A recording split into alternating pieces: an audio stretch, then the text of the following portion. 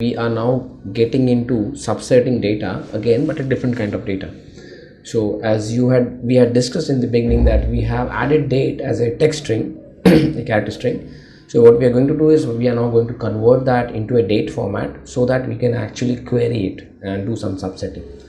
So the same data frame, that is company, so you can see the data. So the date is mentioned over here. You can run a summary and check for the type of data. So I'm saying summary company dollar date, right, and it says that it is character, right, it's not date. So I'm going to say company dollar date, right, and I'm going to say an allocation sign as dot date, wherein we're going to first frame it in a format, right. So there are different date formats, dd, mm, yy, and all those things. So we have to specify one form. So I'm saying date, this is the object or the column, and we are specifying the format. So this is the way or the syntax in which we do that.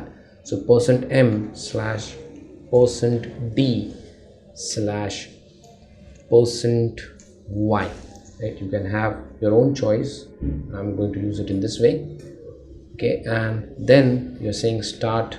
You can just quickly run through the summary option again. So now you can see the date has transformed into an actual date object, and that is why you're saying the minimum date, the maximum date, and all those things. And obviously I want to partition the date, so I'm saying start date. So I'm giving some thresholding.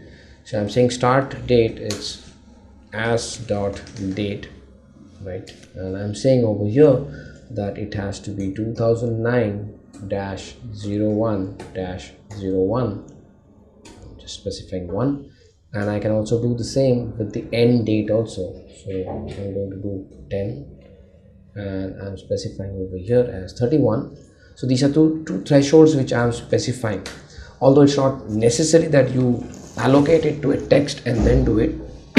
You can do this at runtime also, right. So do this, and then you're saying new data again is nothing but company, in which you're going to use the which function again, company which, and I'm going to say company dollar date greater than or equal to start date, right. Ideally you could have used, instead of the start date, directly in double quotes 2009-01/01 also. It depends on your preference how you want to do it. And so conditional statement, company dollar date is less than or equal to the end date which you have already specified, right. And then you mention a comma specifying that you want all the columns, right, and you say new data. So this is the only data which is satisfying this condition, so that has been highlighted, right. So you can do all these kinds of things, right. So let's move ahead from here. And now, instead of using the which and the basic subsetting without actually using an inbuilt function, we are stepping into something which is called as subset function. So this is more capable of handling situations. It's specifically designed for doing subsetting, right. So there we were using a combination of different things to actually do subsetting. We use the %in sign also somewhere to do the subsetting. Now in this case we are going to use it in the form of an inbuilt function which has 3 parameters to be passed. The first parameter is the object name, that is the data frame. The second is the row condition on which you want to extract the data, and the third is the column condition, right. The only advantage is it's more user friendly. So I'm saying new data, right, allocation sign subset function, right. So this is how it is. So the first is the object name itself, that is company. Then you can say what to subset on. So I'm saying subset basis age greater than or equal to, right. Now I obviously need to pass over here the reference name, right. So it has to be company dollar age, right. Or else if I want, I can just remove this whole thing also, right. This is for those users who don't know as to what parameter stands on what level, right? And supposingly if I want to say the select first and the subset next, I can do that also, right? In that case I will use those things. Otherwise I can directly pass this as something like 35, and then I can use a pipe symbol which specifies an or condition, and I'm mentioning that the age is less than 24. So extract all those rows wherein age is either greater than or equal to 35 or it is less than 24. That's the condition I'm saying. And I can say select, so this is the column condition, and I'm saying C, that is the concatenate, and I'm saying select the U1, U2, U3 and the U4 columns, so subset, and that's new data. So that's how you extracted the data, right? So you could do something like this. You can also say new data allocation sign subset, and in this case I'm going to use a range option. So I'm saying the same thing, company, and instead of specifying by the age, I'm saying the gender is equal to male. That's what I'm specifying. And one more condition, age is greater than 25, and I'm saying select is equal to C. That's what we used last time. Now this time I can say select is equal to the column gender to say U4 or U5, whichever you specify. So it will select all those columns, right? So it has selected gender to the U4 column all in a sequence, and that is what the colon stands for. And it has done the row sorting or row extraction basis this condition that gender is equal to male and age is greater than 25. That's how you have shown it. Okay, we'll move ahead.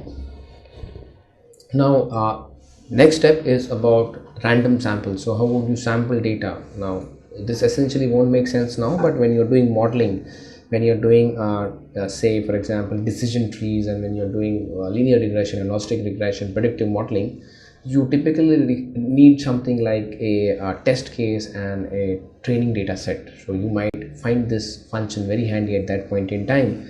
And those from the market research background obviously have a lot of application of sampling, right? So we obviously won't get into all types of sampling, but one essential form of sampling is random sampling, and that happens in R through a function called as sample, right? So we'll understand that function. So I'm just cleaning up the board right now. So here we are. So we'll be using the sample function. So I'm saying my sample and allocation sign and saying company, right? And inside company I'm saying sample, okay, and I will use the bracket, round bracket, 1 to n row of company. Obviously this data is very small, doesn't make sense, but since we have to just see how it is done, we are doing this. Phi and replace is equal to false. I'll explain what this does. So basically we are saying that I want to extract some data from company, but what I'm going to extract over here is basis a random sample. So the sample function, I'm specifying that select a sequence from 1 to n row company. Now incidentally company has how many elements if you see at your data? So I'm just going to show it over here. Company has just 5 observations, so it doesn't make sense using it over here. But if you had something like 1000 observations in company, and if you wanted to extract only 5 elements out of that, then this really makes sense, right? So this basically says that from 1 to the number of rows, which is an inbuilt function which will return the number of rows present in company, which incidentally over here is 5. So you're basically sampling from 1 to 5, and you're saying out of that give me 5 elements randomly, and replace is mentioned as false, right? Which essentially says that you cannot use the same index again, right? This is just going to do a reordering. That's what we can see. It has just reordered, right? But supposingly I use the same thing again, right? But instead of mentioning it as extract 5 samples, I'm just making this as 3, right? And then I have a look at my sample, right? This is how it is coming, right? So it has extracted 1st, 5th and 4th. If I rerun this again with the same code again, right, and then I have a look at the sample, what you will observe in these 2 frames is that this is different and this is different because it's a random sample, right? One more option is I can make this replace is equal to true, and if I do that, so there are chances, but it makes sense when I try to increase this to 10, right? Let's try this at 10. That is where it will start showing off. And I say my sample,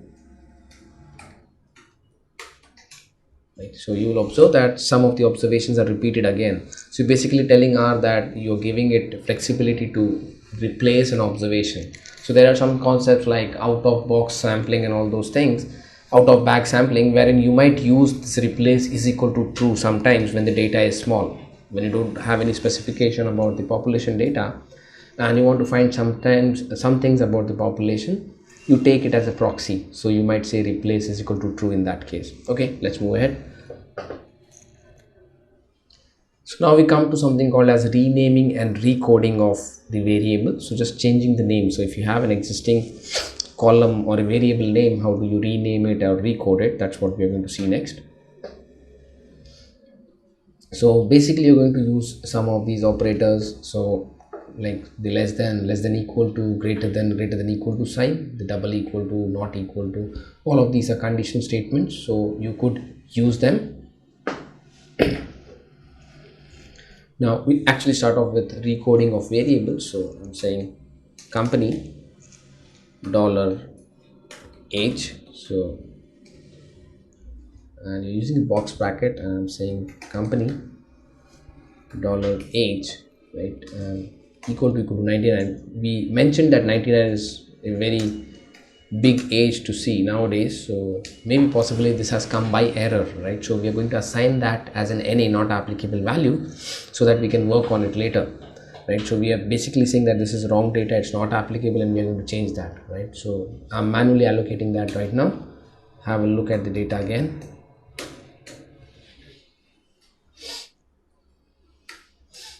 Okay, so you can see this age which was 99 has been made as NA, right? And now we'll go ahead and we'll actually assign categories to this uh, against these values of age, so like mid age, seniors, and all those things.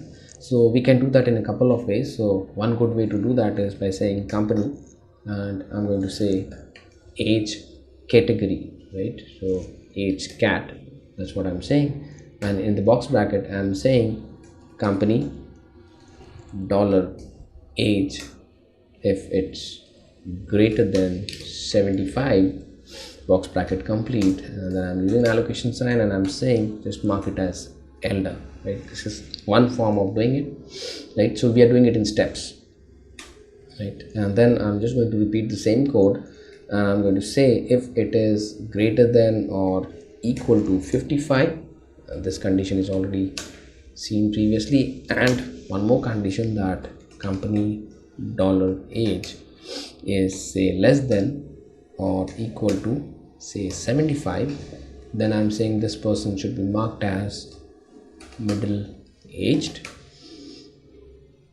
Okay, one more condition, and then one more condition is pending, that is for the young, right? So I'm just going to allocate that by making a few changes over here.